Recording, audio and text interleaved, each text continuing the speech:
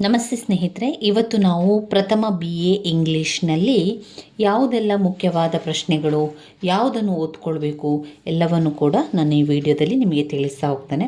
ಮೊದಲಿಗೆ ಬರುವಂಥದ್ದು ಪದ್ಯ ಭಾಗ. ಈ ಪದ್ಯ ಭಾಗದಿಂದ ನೀವು ಯಾವುದನ್ನು ಓದ್ಕೊಳ್ಬೇಕು ಅಂತ ಹೇಳಿದರೆ, ಎಲ್ಲ ಪದ್ಯದ ಸಮ್ಮರಿಯನ್ನು ಓದ್ಕೊಳ್ಬೇಕು. ಪ್ರತಿಯೊಬ್ಬರೂ ಕೂಡ ಇಂಗ್ಲೀಷನ್ನು ಓದ್ತಾ ಇದ್ದೀರಿ ಅಂತಾದರೆ ಇಂಗ್ಲೀಷ್ನಲ್ಲಿ ನಾನು ನಿಮಗೆ ಹೇಳ್ತಾ ಇರುವಂಥದ್ದು ಎಲ್ಲ ಪದ್ಯದ ಸಮ್ಮರಿಯನ್ನು ಸರಿಯಾಗಿ ಕಲಿತುಕೊಳ್ಳಿ. ಕಲ್ತಿರುವಂತಹ ಸಮ್ಮರಿ ಸರಿಯಾಗಿ ನಿಮಗೆ ಬರಬೇಕು. ಯಾಕಂದರೆ ಈ ಒಂದು ಪದ್ಯ ಯೂನಿಟ್ 1, ಯೂನಿಟ್ 2, 3, 4 ಒಟ್ಟು 4 ಯೂನಿಟ್ ಇದೆ. 4 ಯೂನಿಟಿನಲ್ಲಿರುವಂತಹ ಮೊದಲ ಯೂನಿಟಲ್ಲಿ 2 ಪದ್ಯ ಮತ್ತು 1, ಹಾಗೆಯೇ 3ನೇ ಯೂನಿಟಲ್ಲಿ 2 ಮತ್ತು 1 ಇದೆ. ಒಟ್ಟು 6 ಪದ್ಯಗಳಿದೆ. ಈ 6 ಪದ್ಯಗಳ ಸಮ್ಮರಿಯನ್ನು ಕಲ್ತ್ಕೊಳ್ಬೇಕು. ಇಂಗ್ಲೀಷ್ ಕಷ್ಟ ಆಗ್ತಾ ಇದೆ, ಇಂಗ್ಲೀಷಲ್ಲಿ ಪಾಸ್ ಅಂಕಗಳು ಸಿಗಬೇಕು ಅಂತಾದರೆ, ಇಂಗ್ಲೀಷ್ ತುಂಬ ಜನರಿಗೆ ಕಷ್ಟ ಅಂತಂದವರು ನೀವೇನು ಮಾಡಬೇಕು ಅಂದರೆ ಸಮ್ಮರಿಯನ್ನು ಸರಿಯಾಗಿ ಕಲ್ತ್ಕೊಳ್ಳಿ. ಈ ಸಮ್ಮರಿಯನ್ನು ಸರಿಯಾಗಿ ಕಲ್ತ್ಕೊಂಡ್ರೆ ಆ ಒಂದು ಪದ್ಯದಿಂದ ಯಾವುದೇ ಪ್ರಶ್ನೆಯನ್ನು ಅವರು ಕೇಳಲಿ, ಹೇಗೆ ಕೇಳಲಿ, ಯಾವುದೇ ಪ್ರಶ್ನೆಯನ್ನು ಕೇಳಲಿ, ನೀವು ಆ ಸಮ್ಮರಿಯನ್ನು ಬರಿಬೇಕು.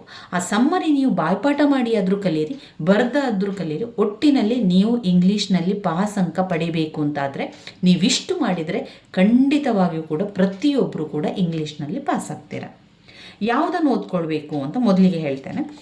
ಇದರಲ್ಲಿರುವಂಥ ಎಲ್ಲ ಪದ್ಯದ ಸಮ್ಮರಿಯನ್ನು ಕಲ್ತ್ಕೊಳ್ಳಿ. ಈಗಾಗಲೇ ನಾನು ಅದರಲ್ಲಿರುವಂಥ ಸಮ್ಮರಿಯನ್ನು ನಿಮಗೆ ಕೊಟ್ಟಿದ್ದೇನೆ, ಪೋಸ್ಟಲ್ಲಿ ಕೂಡ ಹಾಕಿದ್ದೇನೆ, ಹಾಗೆ ಶಾರ್ಟ್ಸಲ್ಲಿ ಕೂಡ ಹಾಕಿದ್ದೇನೆ. ಇನ್ನೂ ಕೂಡ ಉಳಿದಿರುವಂತಹ ಸಮ್ಮರಿಯನ್ನು ಅಥವಾ ಎಲ್ಲ ಸಮ್ಮರಿಯನ್ನು ನಾನು ನಿಮಗೆ ಹಾಕಿದ್ದೇನೆ, ಅದನ್ನು ನೀವು ನೋಡಿಕೊಳ್ಳಿ. ಹಾಗೆ ಪ್ಲೇಲಿಸ್ಟಲ್ಲಿ ಕೂಡ ಇದೆ. ಈಗಾಗಲೇ ಕೆಲವೊಂದು ಪಾಠಗಳ ಸಮ್ಮರಿಯನ್ನು ಕೂಡ ನಾನು ಅದರಲ್ಲಿ ಹಾಕಿದ್ದೇನೆ. ಪಾಠದ ಭಾಗದಿಂದ ಯಾವುದನ್ನು ಓದ್ಕೊಳ್ಬೇಕು? ಪಾಠದ ಭಾಗವನ್ನು ಎಲ್ಲ ಪಾಠವನ್ನು ಓದ್ಕೊಳ್ಬೇಡಿ. ಎಲ್ಲ ಪಾಠವನ್ನು ಓದ್ಕೊಳ್ಳಿಕ್ಕೆ ನಿಮಗೆ ಸಮಯ ಇದೆ ಅಂತಂದರೆ ಓದ್ಕೊಳ್ಳಿ. ಇಂಗ್ಲೀಷ್ ತುಂಬಾ ಸುಲಭ ಅಂತ ಅಂದವರು ಖಂಡಿತವಾಗಿಯೂ ಕೂಡ ಎಲ್ಲ ಪಾಠವನ್ನು ಓದ್ಕೊಳ್ಳಿ. ಆದರೆ ಯಾರಿಗೆಲ್ಲ ಇಂಗ್ಲೀಷ್ ತುಂಬಾ ಕಷ್ಟ ಆಗ್ತಾ ಇದೆ, ಅರ್ಥ ಆಗ್ತಾ ಇಲ್ಲ, ನೀವೇನು ಮಾಡಿ ಅಂತ ಹೇಳಿದರೆ ಇದರಲ್ಲಿರುವಂಥ ಇಷ್ಟು ಸಮ್ಮರಿಯನ್ನು ಮಾತ್ರ ಕಲ್ತ್ಕೊಳ್ಳಿ.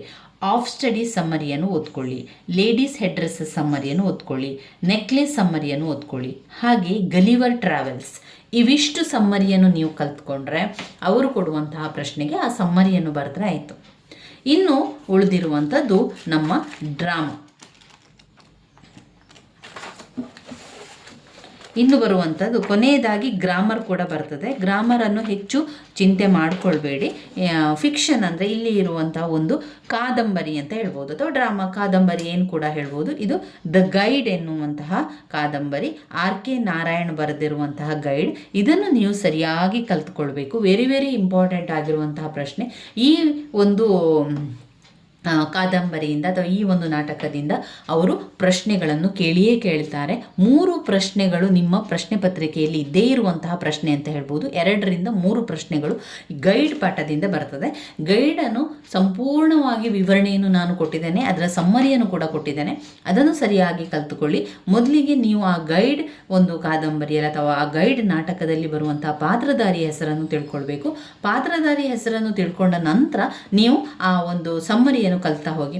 ಮೊದಲಿಗೆ ಈಗ ನೀವು ಇಂಗ್ಲೀಷ್ ಕಷ್ಟ ಅಂತ ಆದವರು ನೀವೇನು ಮಾಡಬೇಕು, ಕನ್ನಡದಲ್ಲಿ ಅರ್ಥವನ್ನು ತಿಳ್ಕೊಳ್ಬೇಕು. ಕನ್ನಡದಲ್ಲಿ ಅರ್ಥವನ್ನು ತಿಳ್ಕೊಂಡ ನಂತರ ನಿಮಗೆ ಸಂಪೂರ್ಣವಾಗಿ ಅದರ ಕತೆ ನಿಮ್ಮ ತಲೆಯಲ್ಲಿ ಇರಬೇಕು. ಸಂಪೂರ್ಣ ಕಥೆಯ ಬಗ್ಗೆ ತಿಳ್ಕೊಂಡ ನಂತರ ಇಂಗ್ಲೀಷ್ನಲ್ಲಿರುವಂಥ ಸಮ್ಮರಿಯನ್ನು ಓದ್ಕೊಂಡ್ರೆ ಬೇಗನೆ ಅರ್ಥ ಆಗ್ತದೆ, ಹಾಗೆ ನೆನಪಲ್ಲಿ ಕೂಡ ಉಳಿತದೆ. ಇವಿಷ್ಟನ್ನು ಮಾಡ್ಕೊಂಡ್ರಾಯ್ತು. ನಂತರ ಗ್ರಾಮರ್ ಭಾಗ ಬರುವಂಥದ್ದು. ಗ್ರಾಮರಲ್ಲಿ ಕೆಲವೊಂದು ಗ್ರಾಮರ್ ತುಂಬಾ ಇಂಪಾರ್ಟೆಂಟ್ ಆಗಿರುವಂಥ ಗ್ರಾಮರ್, ಪದೇ ಪದೇ ಅದೇ ಪ್ರಶ್ನೆಗಳನ್ನು ಅವರು ಕೇಳುವಂಥದ್ದು, ಪದೇ ಪದೇ ಅದೇ ಗ್ರಾಮರ್ಗಳು ಬರುವಂಥದ್ದು. ಅಂದರೆ ಅಲ್ಲಿ ಕೊಡುವಂತಹ ವರ್ಡ್ಸ್ಗಳು, ಅಲ್ಲಿ ಕೊಡುವಂತಹ ವಾಕ್ಯಗಳು ಬದಲಾವಣೆಗಳಿರ್ಬೋದು, ಆದರೆ ಯಾವುದೆಲ್ಲ ಬರ್ತದೆ ಅಂತ ನಿಮಗೆ ನಾನು ತಿಳಿಸ್ಕೊಟ್ಟಿದ್ದೇನೆ. ಪುನಃ ನಾನು ಸಮಯವನ್ನು ನೋಡಿಕೊಂಡು ನಿಮಗೆ ನಾನು ಅದನ್ನು ತಿಳಿಸ್ಕೊಡ್ತೇನೆ. ಎನಾಟೋಮಿ ಹೇಳುವಂಥದ್ದು, ಸಿನೋನಿಮಸ್, ಅದೆಲ್ಲ ಬಂದೇ ಬರುವಂಥ ಪ್ರಶ್ನೆ. ಆದರೆ ಅದರಲ್ಲಿ ಕೊಡುವಂತಹ ಅರ್ಥ ಮತ್ತು ವಿರೋಧಾರ್ಥಕ ಪದ ಇದು ಯಾವ ಪದಗಳನ್ನು ಕೊಡ್ತಾರೆ ಅಂತ ನಮಗೆ ಗೊತ್ತಿರೋದಿಲ್ಲ, ಅದರಿಂದ ಹೆಚ್ಚು ಚಿಂತೆ ಮಾಡ್ಕೊಳ್ಳಿಕ್ಕೆ ಹೋಗಬೇಡಿ. ಹಾಗೆ ಒನ್ ವರ್ಡ್ ಸಬ್ಸ್ಟಿಟ್ಯೂಟ್ ಕೊಡಲಿಕ್ಕೆ ಇದು ಕೂಡ ಹಾಗೆ, ಅವರು ಕೆಲವೊಂದು ವಾಕ್ಯಗಳನ್ನು ಕೊಡ್ತಾರೆ, ನಾವು ಅದಕ್ಕೆ ಒನ್ ವರ್ಡ್ ಉತ್ತರಗಳನ್ನು ಬರಿಬೇಕಾಗಿರುವಂಥದ್ದು. ಇನ್ನು ಒಂದು ಪ್ಯಾಸೇಜ್ ಕೊಟ್ಟಿರ್ತಾರೆ, ಒಂದು ಕತೆ ಅಥವಾ ಒಂದು ಪ್ಯಾಸೇಜ್ ಕೊಟ್ಟಿರ್ತಾರೆ, ಅದಕ್ಕೆ ಪ್ರಶ್ನೆಗಳನ್ನು ಕೊಡ್ತಾರೆ, ಆ ಪ್ರಶ್ನೆಗಳನ್ನು ಆ ಒಂದು ಪ್ಯಾಸೇಜಲ್ಲಿ ಹುಡುಕಿ ನಾವು ಬರಿಬೇಕಾಗಿರುವಂಥದ್ದು. ಅದರಿಂದ ಗ್ರಾಮರ್ ಭಾಗಕ್ಕೆ ಹೆಚ್ಚು ಚಿಂತೆಯನ್ನು ಮಾಡಿಕೊಳ್ಬೇಡಿ. ನೀವು ಓದ್ಕೊಳ್ಬೇಕಾಗಿರುವಂಥದ್ದು ಪೋಯಟ್ರಿ. ಮೊದಲಿಗೆ ಪದ್ಯ ಭಾಗದ ಎಲ್ಲ ಒಂದು ಪದ್ಯದ ಸಮ್ಮರಿಯನ್ನು ಸರಿಯಾಗಿ ಕಲ್ತ್ಕೊಳ್ಳಿ.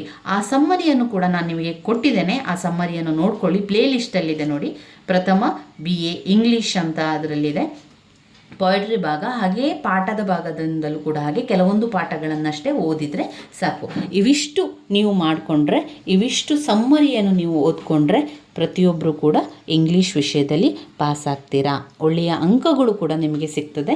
ಎಲ್ಲ ಪ್ರಶ್ನೆಗೆ ಅವರು ಯಾವ ಪ್ರಶ್ನೆಯನ್ನು ಕೇಳಿದ್ದಾರೆ ಆ ಒಂದು ಪದ್ಯ, ಈಗ ನೀವು ಪದ್ಯದಲ್ಲಿ ಈಗ ನಾಟ್ ಮಾರ್ಬಲ್ ನಾರ್ ದ ಗಿಲ್ಡೆಡ್ ಮಾನ್ಯುಮೆಂಟ್ಸ್ ಎನ್ನುವಂತಹ ಪದ್ಯವನ್ನು ಕಲ್ತಿದ್ದೀರಿ ಅಂತಾದರೆ ಅದರಿಂದ ಬರುವಂಥ ಯಾವುದೇ ಪ್ರಶ್ನೆಗೆ ನೀವು ಕಲ್ತಿರುವಂಥ ಸಮ್ಮರಿಯನ್ನು ಬರೆದರಾಯಿತು. ಇಲ್ಲಿ ನಿಮಗೆ ಪ್ರಶ್ನೆ ಬರ್ಬೋದು, ಎಷ್ಟು ಪುಟಗಳನ್ನು ಬರೀಬೇಕು ಅಂತ. ಅಷ್ಟೇ ಪುಟ ಬರೀಬೇಕು ಅಂತ ಏನೂ ಇಲ್ಲ, ಆದರೂ ಕೂಡ ನೀವು 10 ಅಂಕಕ್ಕೆ 15 ಅಂಕಕ್ಕೆ ಅಂತ ಬಂದಾಗ ನಿಮ್ಮ ಸಮ್ಮರಿ ನೀವು ಎಷ್ಟು ಕಲ್ತಿದ್ದೀರಿ ಅದರನ್ನೇ ಸ್ವಲ್ಪ ಜಾಸ್ತಿ ಮಾಡಿಕೊಂಡು ಬರಿತಾ ಹೋಗಿ. ಸಾಧಾರಣ 3 ಪುಟ ಆದರೂ ಕೂಡ ನಿಮ್ಮ ಸಮ್ಮರಿ ಇರಲಿ, ಅಥವಾ ಕಡಿಮೆ ಅಂತ ಆದರೂ ಕೂಡ 2 ಪುಟ ಆದರೂ ಕೂಡ ನಿಮ್ಮ ಸಮ್ಮರಿ ಇರಲಿ ಸ್ನೇಹಿತರೆ. ಹೀಗೆ ಮಾಡಿಕೊಂಡ್ರೆ ಇಂಗ್ಲೀಷ್ನಲ್ಲಿ ಪಾಸ್ ಆಗಲಿಕ್ಕೆ ಏನೂ ಕೂಡ ತೊಂದರೆ ಇಲ್ಲ. ಈ ರೀತಿ ಮಾಡಿಕೊಳ್ಳಿ. ಸಮ್ಮರಿಯನ್ನು ಮತ್ತೊಮ್ಮೆ ನಿಮಗೆ ನಾನು ವಿವರಿಸ್ತೇನೆ, ಪ್ರತಿಯೊಂದು ಪದ್ಯವನ್ನು ಕೂಡ ನಿಮಗೆ ನಾನು ತಿಳಿಸ್ಕೊಡ್ತೇನೆ. ಅದೇ ರೀತಿಯಲ್ಲಿ ಓದ್ಕೊಳ್ಳಿ.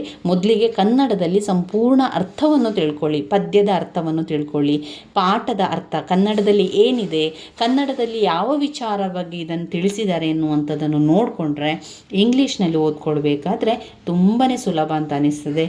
ಬೇಗ ಕೂಡ ನೆನಪಲ್ಲಿ ಉಳಿಲಿಕ್ಕೂ ಕೂಡ ಇದು ನಿಮಗೆ ಸಹಾಯ ಆಗ್ತದೆ ಸ್ನೇಹಿತರೆ. ಮುಂದಿನ ವಿಡಿಯೋದಲ್ಲಿ ನಾನು ಇದರ ವಿವರಣೆಯನ್ನು, ಇದರ ಒಂದು ಸಮ್ಮರಿಯನ್ನು ಕೂಡ ನಿಮಗೆ ತಿಳಿಸ್ಕೊಡ್ತೇನೆ. ನನ್ನ ವಿಡಿಯೋಸ್ ಎಲ್ಲ ನಿಮಗೆ ಇಷ್ಟ ಆಗಿದ್ದರೆ ಲೈಕ್ ಕೊಡಿ, ಶೇರ್ ಮಾಡಿ, ಹಾಗೆ ಸಬ್ಸ್ಕ್ರೈಬ್ ಮಾಡಲಿಕ್ಕೆ ಮರಿಬೇಡಿ ಸ್ನೇಹಿತರೆ. ಧನ್ಯವಾದಗಳು.